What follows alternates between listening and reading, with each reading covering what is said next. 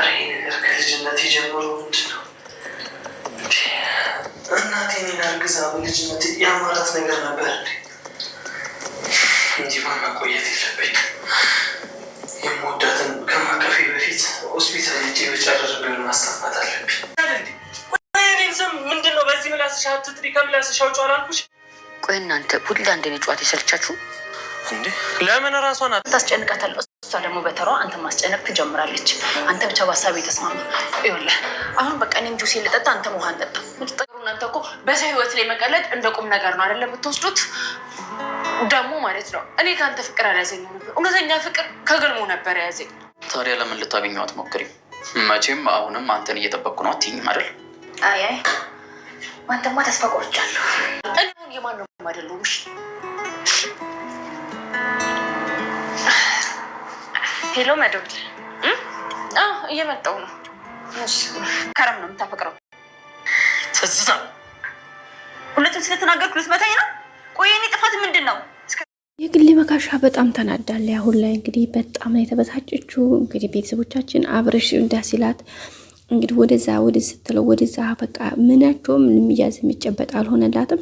በመጨረሻም እንግዲህ ገልሞን እንደምትወደው እንደምታፈቅረው ብትነግረውም አይ እኔ ላንቺ የሚገባ ሰው አይደለሁም፣ እኔ በጭራሽ ላንቺ አልገባሽም፣ ምክንያቱም ላንቺ የሚገባሽ አብርሽ ነው በማለት ነው የመለሰላት። እና በጣም እንግዲህ በዛም በጣም ነው የተናደደችው። ምን ማለት ነው እንዴት እንደዚህ ይለኛል ብላ እንግዲህ በጣም ከፍቷታል፣ ደብሯታል። በመጨረሻም እንግዲህ ስትናደድ ቀጥታ እንግዲህ ከመድብል ጋር ደውላ መድብልን እስኪ ደብሮ ነው ዛሬ ምናምን ብላ አብሮ እንግዲህ ከመድብል ጋር አሪፍ ጊዜ አሳልፈዋል። ያው እንግዲህ ግብዣውን እሱን ጋብዟት የምትፈልገውን ነገር ጁስ ነገር ጋብሷት ያችን ጠጥታ ነው የመጣችው። እስከዛም እንግዲህ አንዳንድ ነገሮች ስታወራው ነበረ። መድብልም እንግዲህ ስለትትና አንዳንድ ነገር ስታነሳበት ነበረ እና እሱም ደግሞ እንደዛ ማንሳት አልፈልግም፣ ለምንድነው ስለሷ የምታነሹት በትትና የማትምጪብኝ እያላት ነበረ። እሷም እንግዲህ አይ እንደዛም ኮመንት ፈልጌ አይደለም፣ ግን ደግሞ እንዴት እንደዚህ ትላለህ ምናምን እያለች ነው የምትገኘው። በዚህ መካከል እንግዲህ ያው ለሁሉም ነገር እሷ ተናዳለች። ምክንያቱም ገልሞን ስትለው ገልሞ አብርሽም ቅድሚያ ስትለው አብርሽም ፍቅሩ አልቀበልም። ሰው አሁን እንግዲህ ምንድን ያለችው ገልሞን አንተም እንደ አብርሽ እግሬ ስር ካልወደቅ እኔ የግሌ መካሽ አይደለሁም፣ ስለዚህ ለሁሉም ነገር ጊዜ ያለው እናንተን በለመንኩበት ፈጣሪን ብለምን የምፈልገውን ይሰጠኝ ነበር በማለት ነው እንግዲህ ተናዳ ተታቸው ሄደችው። ሶ እንግዲህ ያለውን ነገር አሁን ከመድብል ጋር የሆነ አንድ ነገር ተስማምተዋል። እሱም የተስማሙበት ነገር ምንድነው አብርሽና ገልሞ እንደማስቀናት እሱ ደግሞ ትትናን ለማስቀናት የሆነ ድራማቲክ ነገር ሊጀምሩ ነው ያሰቡት። እሱ ምንድነው እንግዲህ የሆነ ፍቅር ሪሌሽን እንደጀመሩ ነገር አድርገው ከዛ የትትናን ስሜት እሱ መረዳት እሷም ደግሞ የነሱን ሁኔታቸውን ሲናደዱ ሲበሳጩ ማየት ነውና እሱንም እንግዲህ በቅርቡ ውጤታማ ከሆነ ችግር የለም ብሏታል። መድብልም ተስማምተውበታል። ስለዚህ በቀጣይ እንግዲህ ታውቃላችሁ ያው በተለይ አሁን ገልሞ በተለይ ከሌላ ሰው ጋር ቢያያት አሁን በእርግጠኝነት በጣም እናደዱ። ለመሰላችሁ እስካሁንም ይሄን ያክል ፍቅሩን በስካር አንዳንዴ በተለያየ አጋጣሚ እየሸፈነ እንትን የሚለው በቃ ለአብርሽ ሲል ነው። አብርሽን ማስከፋት አብርሽን እንዲደብረው ስለማይፈልግ ነው እንጂ በጭራሽ ሌሎች ነገሮችን መቀበል አይፈልግም። ስለዚህ እሱ ነገር በቅርቡ እንግዲህ ልኩ የሚለይ ነው የሚሆነው። ሌላው እንግዲህ መሳይና ተንከሲ ደግሞ ለሁለት ጽጌን አስረግዘዋል። ልጁ የማንኛው እንደሆነ አልታወቀም፣ ግን ሁለቱም ከሷ ጋር እንዳደሩ ነው እየተባለ ያለው። ግን ተንከሲ የሚያውቀው ጉዳይ የለውም። ሰክሮ አብሮኝ አድሯል አለች እንጂ ጽጌ ተንከሲስ ምንም ነገር የሚያውቀው ነገር የለውም። መሳይ ግን ማደሩን አብሯት ከሷ ጋር አድሮ እንደነበረ እሱ በራሱ በአንደበቱ እየተናገረ ነው የሚገኘው። ሌላዋ ደግሞ እንግዲህ የአብርሽ አፍቃሪ ማነው ስሟ? እሷም ደግሞ እንግዲህ ከዚህ ቤት አልወጣም እያለች ነው። እሱም እንግዲህ ጉሮሮሽን አንቄ አንጠልጥዬ ከማወጣሽ በፊት በእርግዛ ፈቃድሽ ከዚህ ካጠገቤ ትወጪ እንደው ውጪ አለበለዛ ውርድ ከራሴ እያላት ነው የሚገኘው አብርሽ። እሷም ደግሞ ምንድነው የምትለው? ምንም ብትል አልሰማህም፣ የትም ሄጄ የለኝም፣ ቤትም አልሄድም እያለች ነው የምትገኘው። አብርሽ ግን በቃ ውጭልኝ፣ ጥፊልኝ፣ ላንቺ ምንም አይነት ፍቅር ቦታና ምንም የፍቅር እንትን የለኝም፣ ስለዚህ ጥፊልኝ እያለ ነው የሚገኘው። በዚህ መካከል እንግዲህ ያው ከባድ ውዝግብና ጸብ ተገኝቷል ማለት ጸብ ተፈጥሯል ማለት ነው። ምክንያቱም አብርሽ ትወጫለሽ፣ እሷ ደግሞ አልወጣም።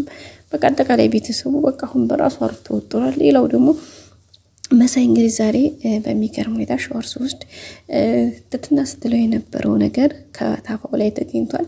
ስለዚህ ወንድሟ በሚገርም ሁኔታ የትትና የጠፋ ወንድሟ ባጭሩ ተገኝቷል ማለት ነው። እሱም እንግዲህ መሳይ ነው። እኔ ግን የሚገርማችሁ ሙሉ ትኩረት የነበረው ከአብርሽ ላይ ነበር። አይገርማችሁም? እኔ አብርሽን እንደውም የፍቅር ግንኙነት ምናምን ፍቅር እሷ ፍቅር ስትል እንደ ወንድሟን በቃ ወንድሟ ጋር ሌላ ሪሌሽን እንዳትጀምርች ልጅ የሆነ ማለት ሳይታወቅ የሆነ ስህተት እንዳይሰራ እያልኩ በጣም ሳስብ ነበርና አይገርማችሁም? ለካ እሱ አይደለም። እና እኔ አሁን ራሱ ገረመኝ ጋይስ፣ የምር ማለት ነው። ስሬስ ጌታን በጣም ነው የገረመኝ፣ በጣም ስሬስ ማለት ነው። ምክንያቱም ለካ እሱ አይደለም መሳይ ነው ወንድሟ። ስለዚህ እንግዲህ በዚሁ ትትናም ወንድሟን አገኘች ማለት ነው። ስለዚህ ሁሉም ነገር ተስተካክሎ መልካም እንደሆነ ተስፋ እናደርጋለን። መሳይ እንግዲህ ለገንዘብ ያለው አቋም ያው ታውቃላችሁ፣ ማንም የማይገምተው ማንም የማይጠረጥረው ነው። ሁሉንም ነገር በገንዘቡ ነው የሚያስበው፣ የሚያሰላስለው፣ የሚያወጣው፣ የሚያወርደው ኤቭሪቲንግ በገንዘቡ ነው መሳይ። ምክንያቱም ስለ ገንዘብ ብቻ ነው እንጂ ስለሌላ ጉዳይ ምን አለ በባለፈው ገንዘብ አትበል ምናምን ሲሉት እንዴ ከዛ የሚባል ነገር የለም አባቴ፣ ገንዘብ ካለ ሁሉ ነገር አለ፣ ገንዘብ ከሌለ የለህም፣ ገንዘብ ከሌለ እናትህ እንኳን አለ ማለት ነው። እናትህ እንኳን እንትን ትልብሃለች ማለት ገንዘብ ያለው ልጅና ገንዘብ ያለው ልጅ እናትህ እንኳን ራሷ እኩል አታይ። ግን እኮ እውነት ለመናገር እውነቱን ነው ጋይስ፣ ማርያምን እውነቱን ነው። ምክንያቱም እናት ናት፣ ልጇን እንትን ትላለች ማለት አይደለም። ግን ገንዘብ ኑሮት የሆነ ነገር የሚያደርግ ልጅና የኔ ቢጤ ድሃ ዝም ብሎ በዜሮ እናቴ የሚል ልጅ እኩል አይደለም። ስለዚህ የተናገረው እውነት ነው። ይሄን ነገር እኔ ራሴ ማለት ሁሉም ሰው የሚረዳው ነገር ኑሯችሁ ስታደርጉ ነው ሁሉም ሰው የሚወዳችሁ። እናትን ብትሆን እሷም ምክንያቱም ሰው ናት፣ የሆነ ነገር ያስፈልጋታል። ሌላውን በቀጣይ እንገናኝ። ሰላም ቆዩ።